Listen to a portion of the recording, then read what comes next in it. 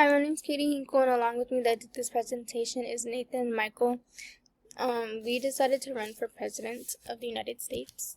This slide is consisting of what the role and job of a president is, why we decided to run for president, and our political party.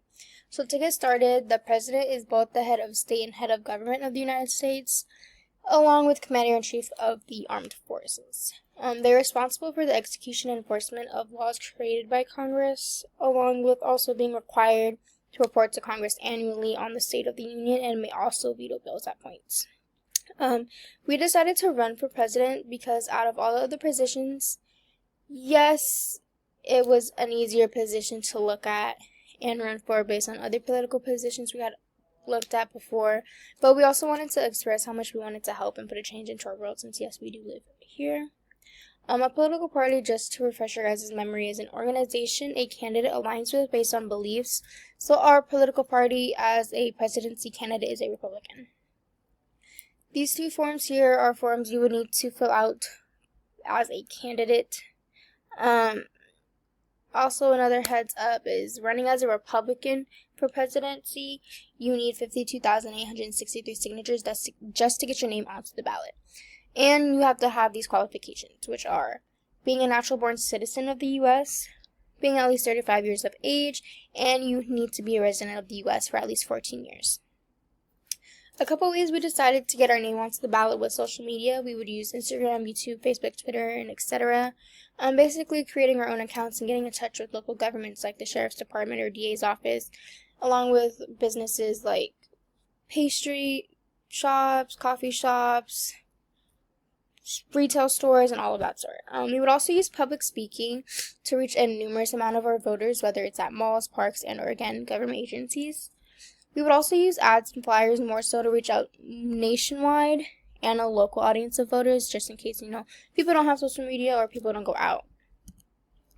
A couple of interest groups we have are Securing American Greatness. They support by promoting patriotism, economic prosperity, and national security. We do have two more immigration levels and border security, which are Federation for America and Number USA, along with two Second Amendment things to bear arms. We have Gun Owners of America and National Rifle Association. We are very big on supporting the Second Amendment because we feel as a Republican, for our Republican campaign, it can energize conservative voters appealing to rural and suburban communities and framing the debate against opponents advocating for gun control.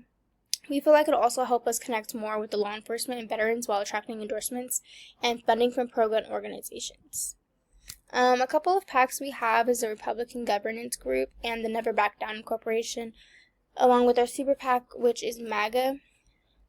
Some overall benefits of a PAC is how a PAC is a political action group whose primary purpose is to help raise and spend money to elect and defeat candidates. So these two PACs we decided to go with.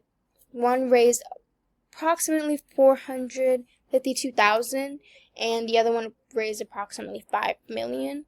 So we just kind of have a little more confidence in them with helping us raise money for our election. A Super PAC is something that makes no contributions to candidates or parties. However, they make independent expenditures in federal races, running ads or sending mail or communicating in other ways. So MAGA can really help us reach out because MAGA is more on funding political speeches, and one of our campaign methods is public speaking, so we feel like it'll help tremendously.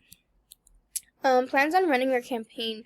We plan to have 9 full staff members along with 10 volunteers. Our outreach methods are basically just having random appearances, whether it's at malls, schools, food places, stores, government places, and etc. Just stopping by, saying hi, doing public speeches, and why we would appreciate your vote. Our campaign budget is $500 million. We feel like that is a reasonable amount. A specific message to our voters is how we promise to listen to your concerns, fight for your needs, ensure every voice is heard, and to let's just make America great again. Our campaign process is running a bold America First campaign focused on patriotism, economic prosperity, national security, and personal freedoms. The rest of our strategy is on this slide here. We are really strong on strong messages, which is emphasizing Again, the securing American greatness through policies that strengthen the economy and that protect the Second Amendment, secure the border, and defend conservative values, along with grassroots mobilizations, engaging local communities, energizing volunteers, all that sorts. Focused on targeting voter outreach, focusing on Republican strongholds, swing voters, and key demographics such as working class Americans, veterans, business owners, and suburban families. Again, with the media and digital presence, using social media, television ads, and direct mail campaigns to have a high layout for our vision. It exposes our opponents' weaknesses and inspire voters to vote for us.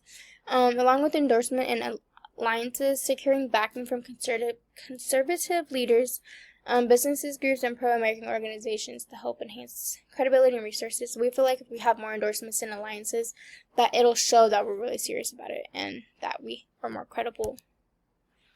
A couple of things the reasons why we think voters will vote for us is because voters will see that we represent strength, leadership, and a commitment to putting America first. By offering a clear contrast with our opponent and standing firm on common sense, conservative policies will inspire voters to turn out and secure victory. So we are really big on protecting American jobs, defending the Second Amendment, securing the border, fighting for family voters, and again, putting America first. We were asked if we would run for office in the future, yes or no, why or why not. Personally, as a group, we all collectively decided we would not be running for president in the future because it is not a role any of us want to pursue in our career paths. We also find that this information we've had to get for this campaigning is quite difficult, just having to think about how we're going to get our names out there, how we're going to get our names on the ballot, and all such sort of stuff. And yeah.